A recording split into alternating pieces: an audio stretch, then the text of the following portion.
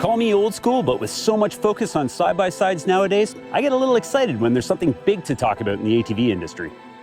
So when Can-Am pulled the sheets off a completely overhauled line of Outlanders a few months back, complete with a new single-cylinder engine, available in either 40 or 50 horsepower versions, I was online right away trying to learn everything I could about these machines.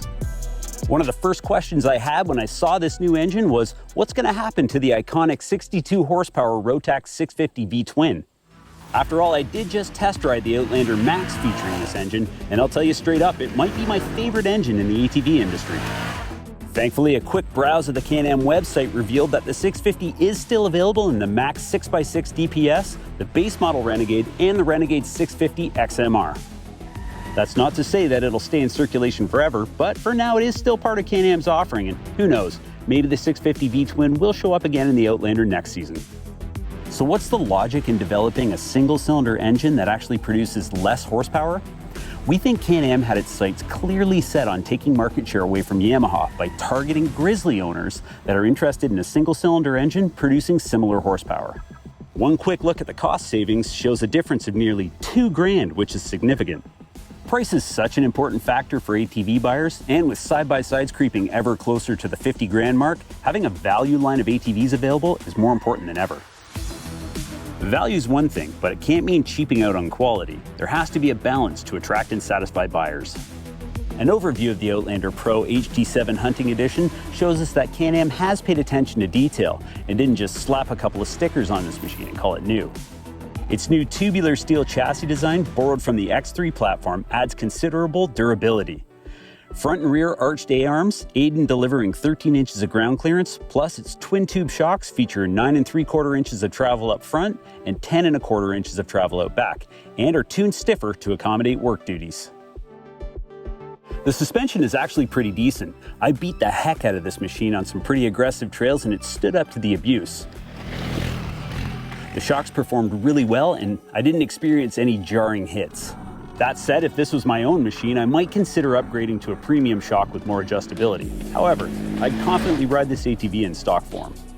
The underside is complete with a full skid plate, and these aluminum A-arm guards front and back look classy as heck and offer considerable protection.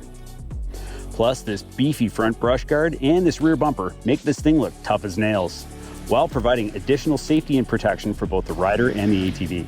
26-inch XPS Trail King tires wrapped around blacked out 12-inch cast aluminum wheels are a decent stock tire for this machine. They're grippy and durable and provide enough traction for trail riding and work duties.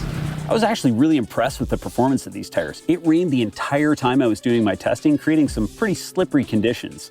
And when I was certain these tires were going to slip and slide over the rocks, they held firm, providing the type of traction I'd expect from an aftermarket tire. Ergonomics of this machine are excellent whether you're sitting or standing, and sight lines over the front rack are clean, providing clear visibility of upcoming trail junk. The new design of this machine looks meaner and looks like it sits taller, but the seating position is comfortable and the handlebar position is at the right height. And the larger footwells provide enough space for your feet to move around, while the raised foot pegs are grippy enough to keep your feet planted when you want them to be, and the footwells also feature a super thick skid plate for further protection.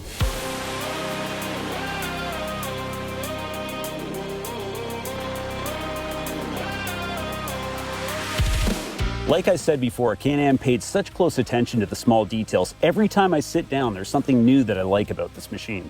For example, the front rack features this massive Link accessory storage bin, big enough to store a tow rope, a jacket, or anything else you might need for your ride. There's also this deep well storage in front of the rider, large enough for your phone, wallet, or water bottle, and features dual USB ports for charging your phone or accessory, highlighted in vibrant blue.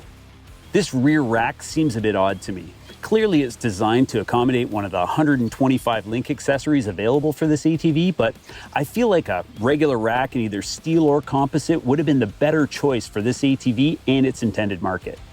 That said, we have a ton of accessories we'll be adding to this machine to make it more capable for hunting, so stay tuned for that segment and see what we come up with. The Outlander Pro is also equipped with a 3,500-pound HD winch and super bright LED headlights operated by a new toggle switch cluster. This cluster features high and low beam and then press down and hold to turn the headlights off for daytime riding. One of the coolest features of the all-new Outlander Pro is actually a sum of features that allows for complete customization of your ride depending on conditions or work duties. ITC allows you to toggle between sport, normal, and work modes with the push of a button. I rode most of the day in sport mode, which provided more aggressive shift points, but I made sure to spend some time in normal, which mellowed out throttle tip-in and provided smooth acceleration for all-day riding. The Pro also features IEB, or Intelligent Engine Braking, which allows you to select the amount of engine braking assist you prefer. Minimum input would be suitable for trail ripping, while max engine braking input might be best for when towing a small trailer or an implement. I've said it before and I'll say it again, but Can-Am's tri-mode dynamic power steering might be the best in the industry. Press and hold the start button, which is also the reverse override button, to toggle between minimum, medium, and maximum settings. Minimum input is great for guys that don't care for a great deal of assist and like to feel every nuance of the trail. And I felt like max just provided too much assist. For me, medium is still the sweet spot and provides that perfect balance of easy handling and reducing feedback up through the handlebars. Any combination of all these modes, in addition to selectable two-wheel drive, four-wheel drive, and Visco 4-lock front diff, really does allow you to tailor your ride to specifically what you want, which results in excellent handling and ride quality, as well as responsive power. I wasn't sure what to expect out of this all-new Rotax HD7 single, but after riding it for a full day, I'm here to tell you this engine is a winner. Boasting a claimed 50 horsepower and mated to the P-Drive primary, power delivery is smooth and linear. At idle, this engine has a nice low rumble similar to the Grizzly, and initial throttle tip-in won't lift the tires, but still comes on strong and holds through mid-range, and feels like there's endless power at top end. We made sure to do our duty and held this thing wide open on our closed course straightaway, and reached speeds of up to 110 kilometers an hour, which is close to 70 miles an hour. This thing's got juice at every squeeze. One last feature I need to mention is the all-new speed regulator located on the left handlebar switch cluster, which allows you to set a maximum speed for the ATV. Set your desired speed and then adjust with your thumb and finger up to a maximum of 70 kilometers an hour and a minimum of 8 kilometers an hour. This is perfect for when you're towing a spreader or sprayer implement and maintaining an even speed is important, or for when keeping a steady speed when towing your buddy out of the woods. It's also a great way to keep from getting a speeding ticket in highly regulated zones. Can-Am's aim has always been to help riders get out and do more, whether it's a hard day's ride or a hard day's work. And with the intention of improving rider experience, the all-new Outlander Pro HD7 Hunting Edition has hit that nail squarely on the head.